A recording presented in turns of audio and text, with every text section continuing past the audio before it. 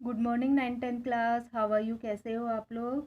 मैंने आपको chapter first के क्वेश्चन आंसर से स्टार्ट करा दिए थे, जिसमें हमने NCERT question answers balance equation करने को तक देख लिए थे। हमने क्वेश्चन 8 तक कर लिए थे कि कैसे इनके इक्वेशंस को लिखते हैं और किस टाइप इसको बैलेंस करते हैं।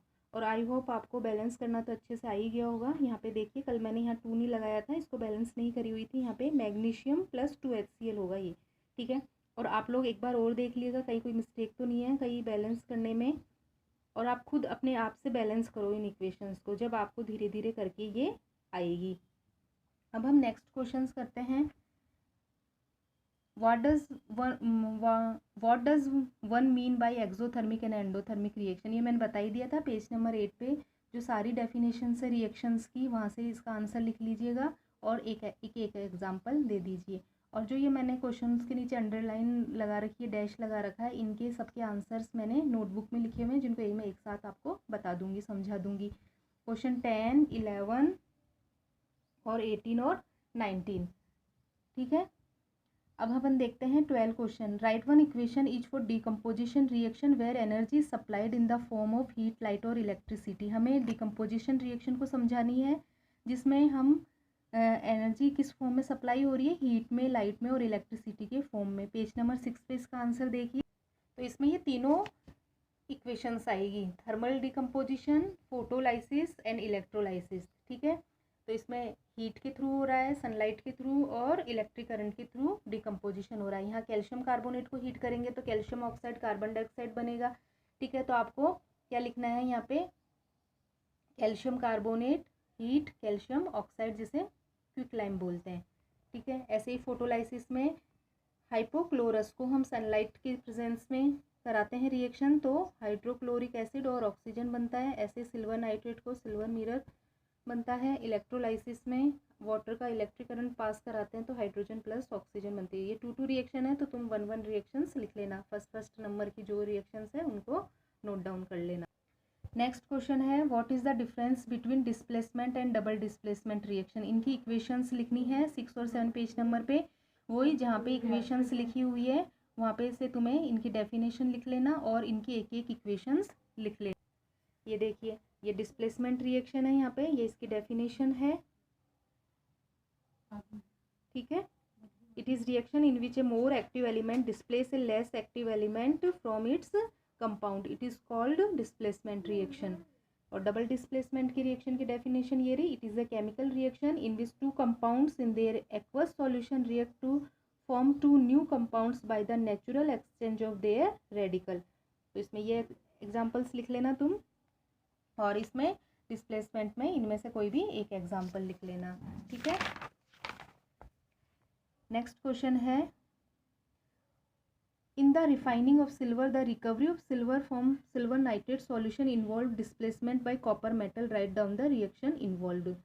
जो सिल्वर होता है, सिल्वर नाइट्रेट सॉल्यूशन, सिल्वर को जब हम सिल्वर नाइट्रेट सॉल्यूशन से सिल्वर नाइट्रेट सॉल्यूशन को जब कॉपर मेटल से रिएक्ट कराते हैं तो क्या होता है? डिस्प्लेसमेंट रिएक्शन होती है। तो उसकी इक्वेशन लिखनी है। सिल्वर नाइट्रेट का फॉर्मूला होता है AgNO3, silver nitrate. Copper metal से रिएक्ट कराएंगे तो कॉपर मेटल क्या है? More reactive metal than silver. तो कॉपर क्या करेगा? सिल्वर को क्या कर देगा? डिस्प्लेस कर देगा, ठीक है, और नाइट्रेट के साथ जुड़ जाएगा और सिल्वर हमें ऑब्टेन्ड हो जाएगी।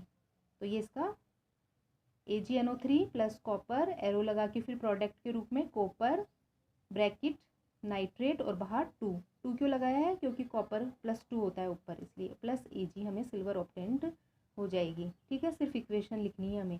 नेक्स्ट क्वेश्चन है, what do you mean by A precipitation reaction, explain by giving example. Precipitation reaction निकालो पेज नंबर 8 पे, वहाँ पे प्रेसिपिटेशन रिएक्शन का क्या मीन्स होता है और उसका एग्जाम्पल्स लिखना है। ये देख प्रेसिपिटेशन रिएक्शन, ये रहा precipitation reaction. A precipitation reaction is a reaction in which soluble ion of separate solution are mixed together to form an insoluble compound that settle out of solution at a solid. This insoluble compound is called a precipitate. ये precipitation के बारे में हो गया और इसकी एक equation आप यहाँ से लिख सकते हो। ये equations, barium chloride sodium sulphate, तो barium sulphate plus sodium chloride, तो यहाँ पे बेरियम सल्फेट का प्रेसिपिटेट बन जाता है। ठीक है, प्रेसिपिटेट को हम नीचे एरो लगा के लिखते हैं, जबकि हम कोई गैसेस जब इवोल्व होती है निकलती है तो हम ऊपर एरो लगाते हैं। ठीक है,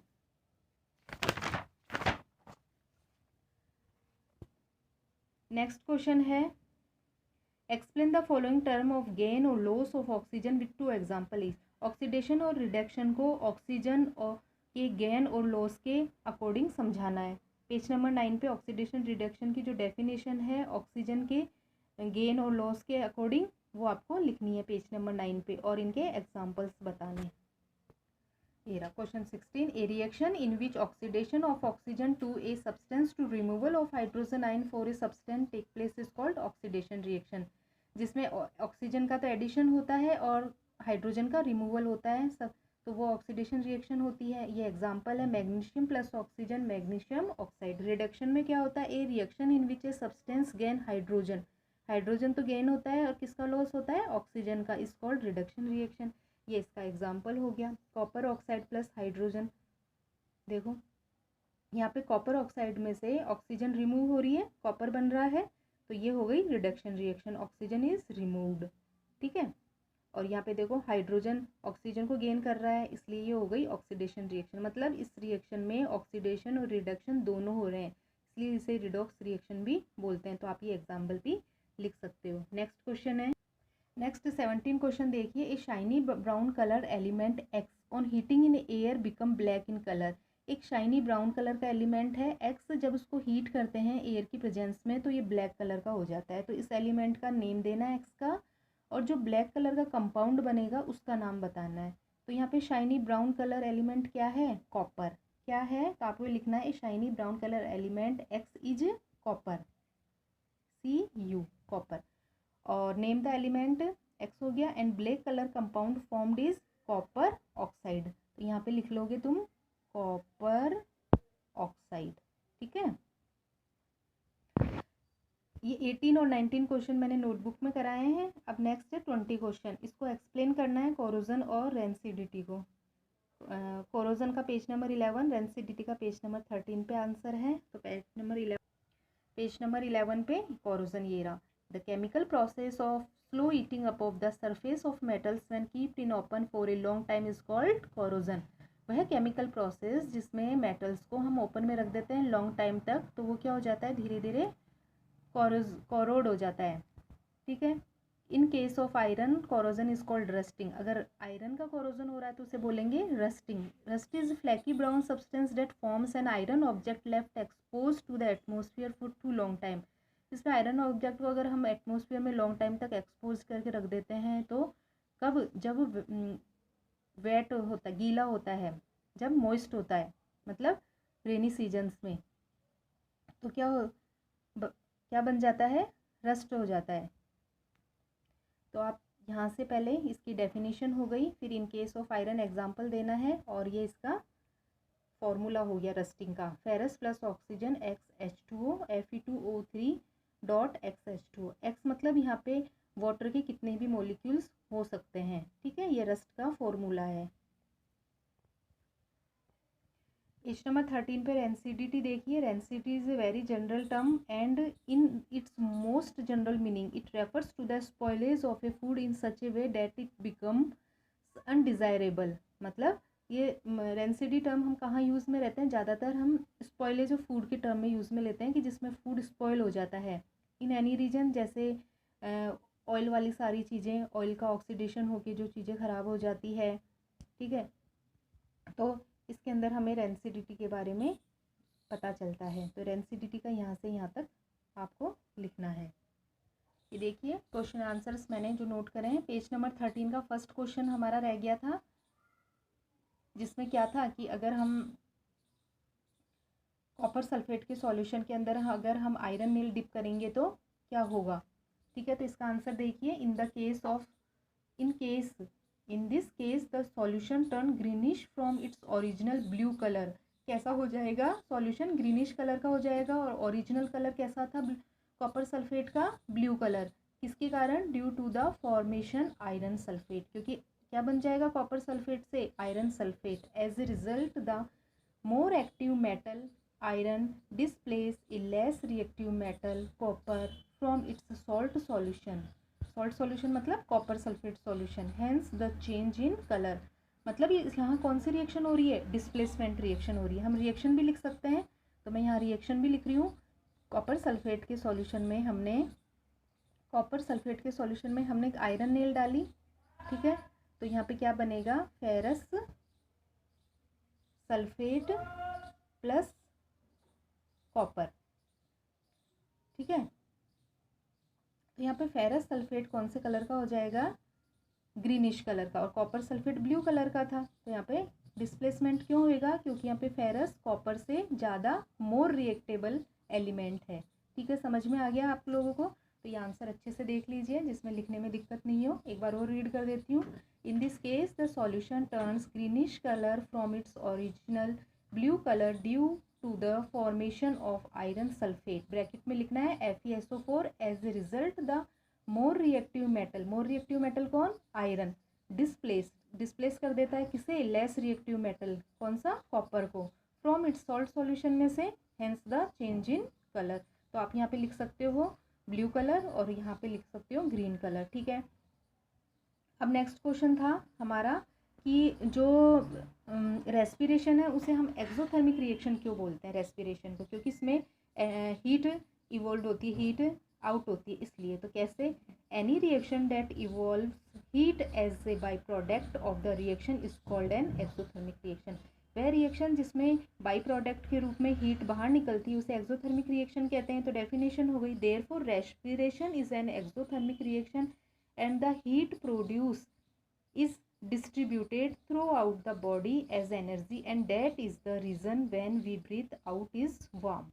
तो रेस्पिरेशन होता है, तो रेस्पिरेशन एक्सोथर्मिक रिएक्शन है क्योंकि इसमें हीट प्रोड्यूस होती है और वो हीट पूरे बॉडी में डिस्ट्रीब्यूट होती है, किसके फॉर्म में? एनर्जी के फॉर्म में। और इसी कारण से जो रेस्पिरेशन रिएक्शन होती है उसमें हम ब्रीथ आउट करते हैं, जब वो एयर बाहर निकलती है वो वार्म होती है, गर्म होती है, ठीक है। अब हमें नेक्स्ट क्वेश्चन है 11 वाला। इसमें बताना है कि डीकम्पोजिशन रिएक्शन कॉम्बिनेशन रिएक्शन की जस्ट अपोजिट क्यों होती है? तो तुम्हें पता ही है, in decomposition reaction there is a breakdown of a chemical compound into its element. Decomposition reaction में क्या होता है?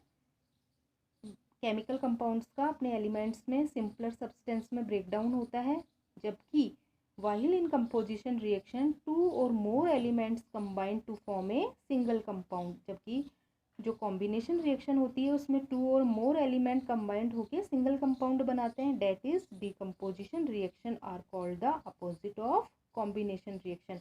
और यहाँ पे तुम एक एक एग्जाम्पल भी लिख सकते हो, जैसे कार्बन प्लस ऑक्सीजन क्या बनेगा? Carbon dioxide. यहाँ पे एरो लगा के लिख लोगे कॉम्बिनेशन रिएक्शन। और डीकम्पोजिशन रिएक्शन में तुम लिख लो, क्या लिख सकते हो तुम? कैल्शियम कार्बोनेट ब्रेकडाउन होके क्या बनाएगा? Calcium oxide plus water. इसको हीट, किसकी प्रेजेंस में होगा? हीट, ठीक है। ये डीकम्पोजिशन रिएक्शन में हो गया। इसमें 2 या 2 से अधिक एलिमेंट बन के 1 बनता है, इसमें 1 एलिमेंट टूटकर 2 या 2 से अधिक बनते हैं, ठीक है। नेक्स्ट क्वेश्चन है कि हम रस्टिंग को रोकने के लिए हम पेंट क्यों करते हैं? रस्टिंग को रोकने के लिए हम आयरन आर्टिकल्स पे पेंट क्यों करते हैं? In order to prevent the rusting of iron we apply paint or iron articles, ठीक है, on iron articles so that the layer of iron can not come in contact with the environment. हम अगर paint की layer कर देते हैं तो ये आयरन किसके कांटेक्ट में नहीं आता? एनवायरनमेंट के कांटेक्ट में नहीं आएगा। And do not react with oxygen, और फिर ऑक्सीजन से रिएक्ट नहीं करेगा और आयरन ऑक्साइड नहीं बना पाएगा। And rust is not develop, और रस्ट नहीं होगा, ठीक है। आ गया समझ में? नेक्स्ट है कि नाइट्रोजन गैस को हम फूड को स्पॉइल होने से बचाने के लिए क्या करते हैं? हम ऑयल एंड फैटी जो फूड होते हैं उसमें नाइट्रोजन गैस फिल करके हम पैक करते हैं। क्यों? Nitrogen is an inert gas, nitrogen एक इनर्ट गैस है, hence it act as antioxidant and prevents the oil and fats from oxidation. तो ये जो नाइट्रोजन गैस है ये एंटीऑक्सीडेंट के रूप में वर्क करती है और ऑयल और फैट के ऑक्सीडेशन को रोकती है। Thus oil and fats are flushed with nitrogen to prevent their oxidation and stop odour. तो इस प्रकार जो फूड है ऑयली और फैटी वो ऑक्सीडेशन नहीं हो पाता और वो फिर खराब नहीं होता है। ठीक है, तो ये क्वेश्चन आंसर्स आपके कंप्लीट हुए चैप्टर फर्स्ट के। नेक्स्ट वीडियो में हम चैप्टर 2 स्टार्ट करेंगे। चैप्टर 2 की मैंने टेबल्स लर्न करने के लिए भी तुम्हें दी थी, तो उन टेबल्स को अपनी नोट्स की कॉपी में बनाना और उनको अच्छे से रिवाइज करना। ठीक है, थैंक यू।